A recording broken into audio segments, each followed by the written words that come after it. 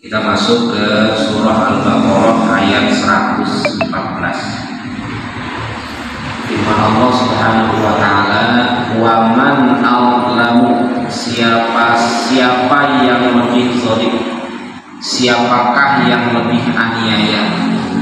Ai la ahada a'lamu, artinya tidak ada seorang pun yang lebih zalim, tidak ada seorang pun yang lebih berbuat aniaya, mimman, daripada orang, mana'a, yang mencegah, yang melarang, masajidallahi, masjid-masjid Allah, ayyudkaro, apa yang dilarang, ayyudkaro, bahwa disebutkan, fiha, di dalam masjid-masjid Allah tersebut, ismuhu, akan namanya, nama Allah, bisolati, yaitu dengan sholat, wa tasbih, dan membaca tasbih. Ya. Nah, man di sini adalah istifham inkari.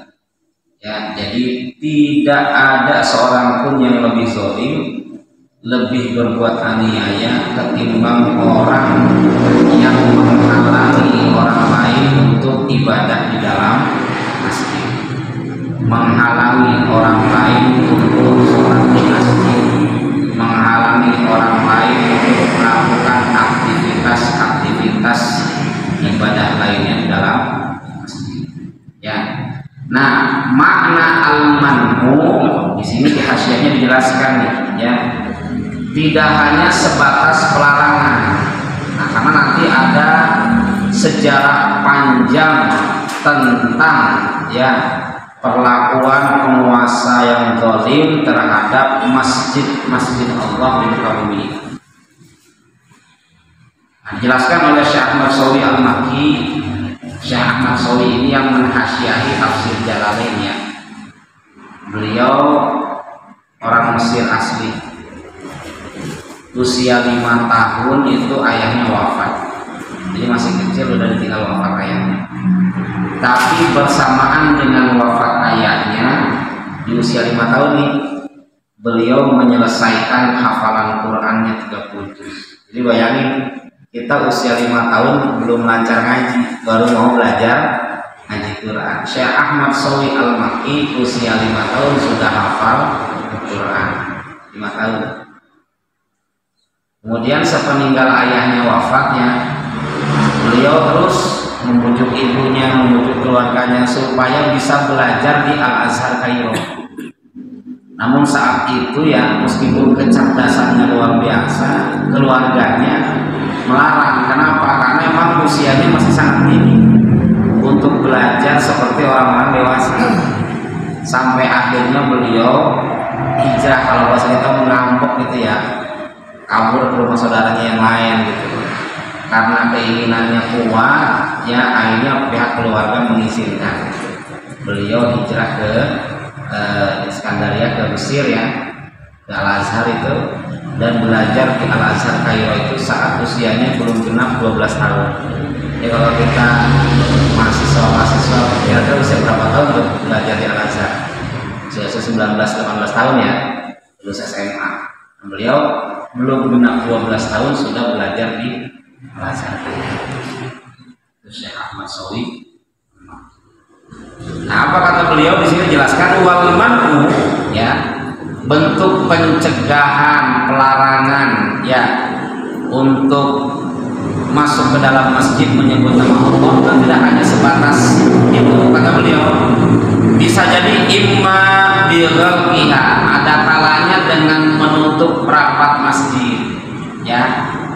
Contoh di masjid-masjid tertentu yang memang satu, kondisi masjidnya aman ya, kecuali kondisi masjidnya tidak aman, atau memungkinkan untuk ada penjagaan 24 jam ya, dengan pertimbangan-pertimbangan yang lain tentunya ya, sisi keamanan ya. Nah, kalau memang memungkinkan ada masjid yang dari segi keamanannya memungkinkan, bisa membayar orang untuk bisa jaga 24 jam, itu idealnya masjid itu nggak dikunci ya, atau memang di situ masyarakatnya sudah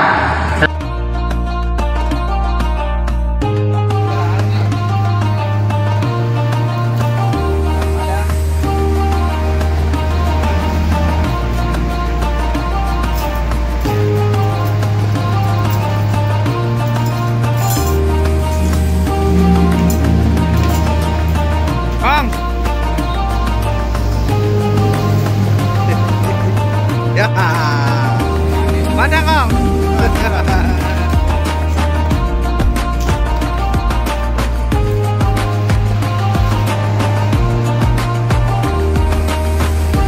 Pak Ustad, sarapan Pak Ustad, silakan.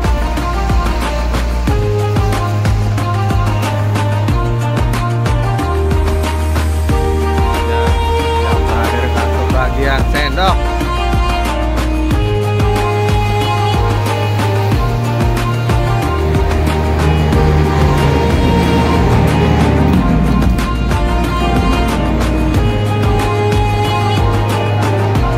Bayangkan, Pak Ustad, Pak, weset, madang lah. Kita sarapan pagi nih bareng sama Pak Ustad, Pak Kiai, Tuan Guru semuanya. Masya Allah. Di Masjid Jami Al Hikmatul Mubarakah, Cirebon Mekar. Woi Den, weset, Idlan, serta baru kita noh. Udah 2 kali dia. Jangan kalah sama yang tua-tua. Bangun pagi, ikut subuh berjamaah, kajian minggu pagi, lanjut sarapan nasi uduk di Masjid Jami Al Hikmatul Mubarakah, Cirebon Mekar tentunya. Posisi di pinggir jalan tuh, berangkat kerja.